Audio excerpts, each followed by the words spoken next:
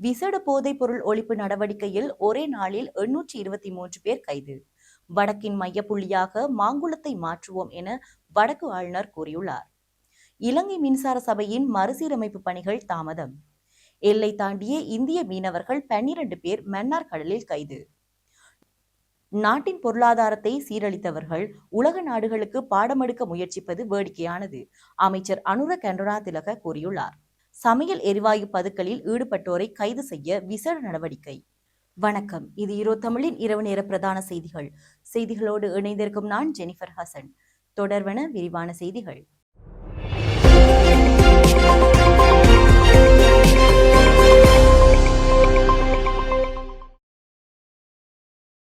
ஜனாதிபதியின் பணிப்புரைக்கமைய நாட்டின் போதைப் பொருளை தடுக்கும் நோக்கிலான முழு நாடுமே ஒன்றாக எனும் தேசிய வேலை திட்டத்தின் கீழ் நேற்று முன்னெடுக்கப்பட்ட சோதனை நடவடிக்கைகளில் சுமார் 823 பேர் போதைப் பொருட்களுடன் கைது செய்யப்பட்டுள்ளனர் என போலீஸ் ஊடகப் பிரிவு தெரிவித்துள்ளது.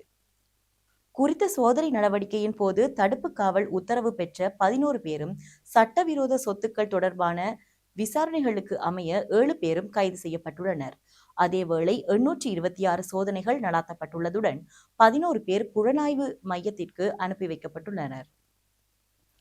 இந்த போதைப்பொருள் தடுப்பு நடவடிக்கைகளின் போது சிக்கிய சந்தேக நபர்கள் வைத்திருந்த போதைப் பொருட்களையும் இதன்போது போலீசார் கைப்பற்றினர். கைது செய்யப்பட்ட சந்தேக நபர்களிடம் 260 gram heroin, 385 gram ice, 7 kilogram 759 gram கஞ்சா, 15,639 கஞ்சா செடிகள், 17 கிராம் ஹஷிஷ் ரக போதைப்பொருள், 506 போதை மாத்திரைகள், 14 கிலோகிராம் 164 கிராம் 960 மில்லிகிராம் மதன மோதகம் மற்றும் 3 கிலோகிராம் 18 கிராம் மாவா போதைப்பொருள் என்பன கைப்பற்றப்பட்டுள்ளன என போலீஸ் ஊடகப் பிரிவு மேலும் குறிப்பிட்டுள்ளது. கிடைக்கும் வாய்ப்புகளை பயன்படுத்தி வடக்கின் மையமாக மாங்குளத்தை கட்டியெழுப்புவோம் என்று வடக்கு மாகாண ஆளுநர் நா. வேதநாயகன் தெரிவித்துள்ளார். நகர அபிவிருத்தி அதிகார சபையால் புதுக்குடியிருப்பு, மாந்தை கிழக்கு மற்றும் வவுனியா வடக்கு ஆகிய பிரதேச சபைகளுடன் இணைந்து முன்னெடுக்கப்படும் மாங்குளம் நகர அபிவிருத்தி திட்டத்தின் 10 ஆண்டு கால உத்தியோகபூர்வ ஆரம்ப நிகழ்வு முதலாவது பங்குதாரர்கள் கூட்டமும் புதுக்குடியிருப்பு பிரதேச சபை மாநாட்டு மண்டபத்தில் இன்று காலை நடைபெற்றது. குறித்த நிகழ்வில் பிரதம விருந்தினராக கலந்து கொண்டு உரையாற்றிய வடக்கு மாகாண ஆளுநர், எமக்கு கிடைக்கும் அரிய வாய்ப்புகளையும் சந்தர்ப்பங்களையும் நாம் உரிய முறையில் பயன்படுத்தி மாகாணத்தின் மேம்பாட்டுக்காக அர்ப்பணிப்புடன் செயலாற்ற வேண்டும் என்று கேட்டுக்கொண்டார். வாய்ப்புகளை தவறவிட்டால் அவை மீண்டும் கிடைக்குமா என்பது கேள்விக்குறியே என்று குறிப்பிட்ட ஆளுநர், எமக்கு தேவையானவற்றை நாமே கேட்டு பெற்றுக்கொள்ள வேண்டும் என்றும் தெரிவித்தார். நான் முல்லைத்தீவு மாவட்ட செயலாளராக கடமையாற்றிய காலத்தில் மாங்குளத்தை வடக்கு மாகாணத்தின் மையமாக அடையாளப்படுத்தி அதற்கு நிலப்பரப்புகள் ஒதுக்கப்பட்டன. எனினும் அத்திட்டங்கள் முழுமையாக நடைமுறைப்படுத்தப்படவில்லை. போரின் பின்னர் ஏனையின் பிரதான வீதியில் அமைந்துள்ள மாங்குள நகர வலுவிழந்த நிலையில் காணப்படுவது கவலைக்குரியது. இதனை மாற்றியமைத்து நகரத்தை மீள கட்டியெழுப்புவது பெரும் முயற்சிக்கு ஒரு வெளிப்பாடாகவே இத்திட்டம் அமைந்துள்ளது என்று அவர் சுட்டிக்காட்டினார். யாழ்ப்பாணத்தை மையப்படுத்தி இயங்கும் வடக்கு மாகாண சபையின் பல திணைக்களங்களை படிப்படியாக மாங்குளத்தை நோக்கி நகர்த்தும் வேலை திட்டங்கள் முன்னெடுக்கப்பட்டு வருவதாகவும் ஆளுநர் இதன் போது வெளிப்படுத்தினார். வடக்கு மாகாணம் வளங்கள் நிறைந்ததாக இருந்தாலும் வறுமை நிலையில் முன்னிலையில் உள்ள முரண்பாட்டை தகர்க்க நகர அபிவிருத்தி அதிகார சபையின் இத்திட்டம் பெரும் உறுதுணையாக அமையும் என்று நம்பிக்கை வெளியிட்ட அவர், தமது கோரிக்கைகளுக்கு அமைவாக இந்த திட்டத்தை விரைவாக ஏற்பாடு செய்த நகர அபிவிருத்தி அதிகார சபைக்கு தனது விசேட நன்றிகளையும் தெரிவித்தார். தேசிய மின்சக்தி கொள்கை இம்முறையும் அமைச்சரவையில் சமர்ப்பிக்கப்படவில்லை என தெரிவிக்கப்படுகிறது. நேற்று அமைச்சரவை கூடிய போதிலும் அதன்போது தேசிய மின்சக்தி கொள்கை தொடர்பான அமைச்சரவை பத்திரம் சமர்ப்பிக்கப்படவில்லை என தெரிவிக்கப்படுகின்றது. தேசிய மின்சக்தி கொள்கைக்கான அமைச்சரவை அங்கீகாரத்தை பெற்றுக்கொள்வது மேலும் தாமதமடைந்துள்ளது. இதன் காரணமாக இலங்கை மின்சார சபையின் மறுசீரமைப்பு நடவடிக்கைகள் தாமதமடைந்துள்ளதுடன் இலங்கை மின்சார சபை கலைக்கப்படும் திகதியை அறிவிப்பதும் பிற்போடப்படலாம் என தெரிவிக்கப்படுகின்றது. இலங்கை மின்சார சபையை மறுசீரமைக்கும் வேலை திட்டம் 5 கட்டங்களின் கீழ் முன்னெடுக்கப்பட்டதுடன் அவற்றில் 4 கட்டங்கள் ஏற்கனவே நிறைவடைந்தன. தேசிய மின்சக்தி கொள்கையை தயாரிக்கும் பணிகள் தற்போது நிறைவடைந்துள்ள நிலையில் அதற்கு அமைச்சரவை அங்கீகாரம் கிடைத்த பின்னரே இலங்கை மின்சார சபை கலைக்கப்படும் திகதி அறிவிக்கப்பட்டுள்ளது. எவ்வாறாயினும் இது தொடர்பான வர்த்தகமானி அறிவித்தல்கள் பிப்ரவரி மாதம் 28ஆம் திகதி வெளியிடப்படும் என இலங்கை மின்சார சபை முன்னர் அறிவித்திருந்தமை குறிப்பிடத்தக்கது. எல்லை மீறி சட்டவிரோதமான முறையில் மீன்பிடியில் ஈடுபட்ட இந்திய மீன்பிடி படகு ஒன்றை மன்னார் கடற்பரப்பில் கடற்படையினர் தமது கட்டுப்பாட்டில் கொண்டு வந்துள்ளதாக தெரிவித்துள்ளனர். அத்துடன் குறித்த மீன்பிடி படகிலிருந்து 12 இந்திய மீனவர்களையும் கடற்படையினர் கைது செய்துள்ளனர்.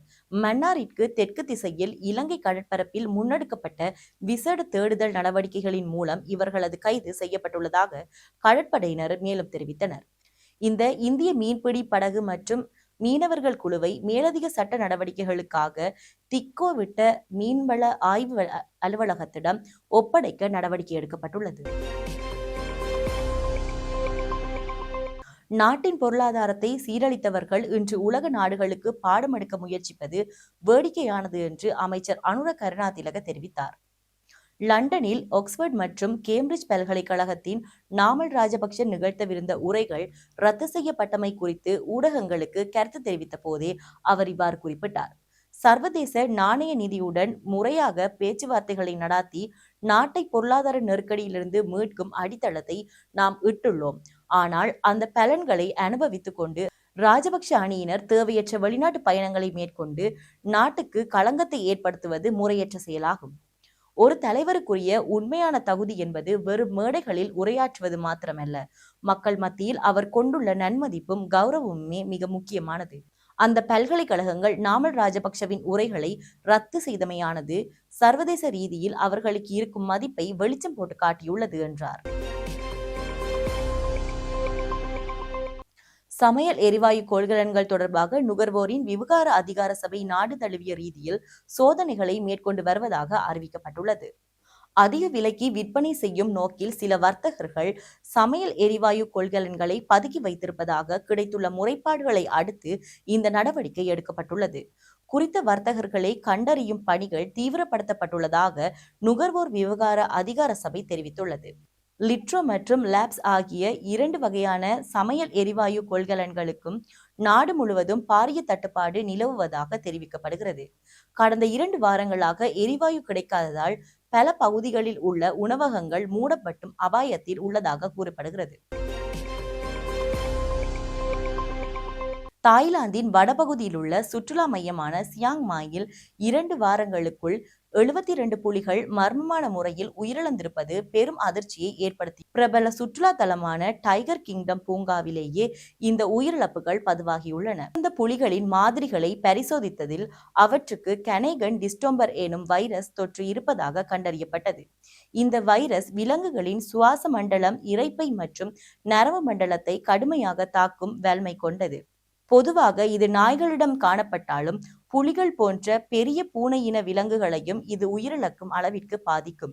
புலிகள் நோய்வாய்ப்படுவதை கண்டறிவது பூனைகள் அல்லது நாய்களை விட கடினம் என்பதால் சிகிச்சை அளிப்பதற்கு முன்னரே உயிரிழப்புகள் ஏற்படுவதாக கால்நடைத்துறை அதிகாரிகள் தெரிவித்துள்ளனர்.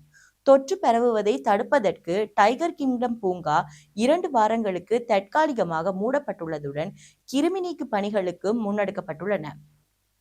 அந்த பூங்காவில் பணிபுரிந்த கால்நடை மருத்துவர்கள் மற்றும் ஊழியர்களுக்கு தொற்று ஏற்படவில்லை என்றாலும் அவர்கள் 21 நாட்கள் மருத்துவ கண்காணிப்பில் வைக்கப்பட்டுள்ளனர். உயிரிழந்த 72 புலிகளின் உடல்களும் எரிக்கப்பட்டு புதைக்கப்பட்டுள்ளதாக அதிகாரிகள் திங்கட்கிழமை உறுதிப்படுத்தினர். இதற்கு முன்னர் 2004ஆம் ஆண்டு சோன்புரி மாகாணத்தில் உள்ள ஒரு பூங்காவில் பறவை காய்ச்சல் காரணமாக சுமார் 150 புலிகள் உயிரிழந்தன. அப்போது புலிகளுக்கு வழங்கப்பட்ட பச்சை கோழி இறைச்சி மூலமாக தொற்று பரவியிருக்கலாம் என சந்தேகிக்கப்பட்டது. தற்போது அதே போன்ற ஒரு சந்தேகம் அதிகாரிகளிடையே எழுந்துள்ளது. சுற்றுலா பயணிகளை கவர்வதற்காகவே புலிகளை அடைத்து வைத்திருக்கும் இவ்வாறான பூங்காக்களில் மோசமான வாழ்விடச் சூழலாலேயே இத்தகைய பேரழிவுகளுக்கு காரணம் என விலங்குகளின் நல அமைப்பு குற்றம் சாட்டியுள்ளது. சுற்றுலா பயணிகள் இவ்வாறான இடங்களுக்கு செல்வதை தவிர்த்தால் விலங்குகளுக்கு ஏற்படும் இத்தகைய துயரங்களை குறைக்க முடியும் என விலங்குகள் அமைப்பான பெட்ரா தெரிவித்துள்ளதாக குறிப்பிட்டுள்ளது. செய்திகளின் நிறைவாக மீண்டும் தலைப்புச் செய்திகள். விசேட போதைப் பொருள் ஒழிப்பு நடவடிக்கையில் ஒரே நாளில் 823 பேர் கைது. வடக்கின் மையப்புள்ளியாக மாங்குளத்தை மாற்றுவோம் என வடக்கு ஆளுநர் கூறியுள்ளார். இலங்கை மின்சார சபையின் மறுசீரமைப்பு பணிகள் தாமதம். எல்லை தாண்டிய இந்திய மீனவர்கள் 12 பேர் மன்னார் கடலில் கைது. நாட்டின் பொருளாதாரத்தை சீரழித்தவர்கள் உலக நாடுகளுக்கு பாடமெடுக்க முயற்சிப்பது வேடிக்கையானது. அமைச்சர் அனுர கருணாதிலக கூறியுள்ளார். சமையல் எரிவாயு பதுக்கலில் ஈடுபட்டோரை கைது செய்ய விசேட நடவடிக்கை. இத்துடன் ஈரோ தமிழின் இரவு நேர பிரதான செய்திகள் நிறைவடைந்தன.